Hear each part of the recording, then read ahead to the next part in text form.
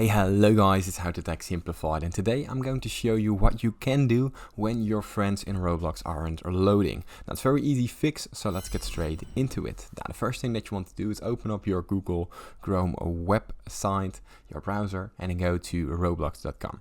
Now here make sure that you know your password for your Roblox account, because we're going to sign out of our account. This is very important. Now from here we log out.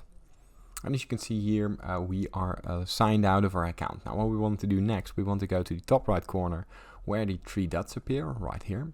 And from there we want to go into the settings. Now from out these settings, we're coming across this page right here.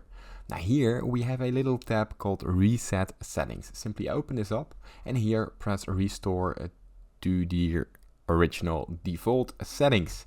Now here simply reset the settings, and once you've resetted your settings, simply close down your browser, reopen up your browser, go to Roblox again, right here, sign into your existing Roblox account, and your friends should be appearing again. Now that's it. If this tutorial was helpful, please consider subscribing to my YouTube channel. This helps me out a lot, and thank you for watching.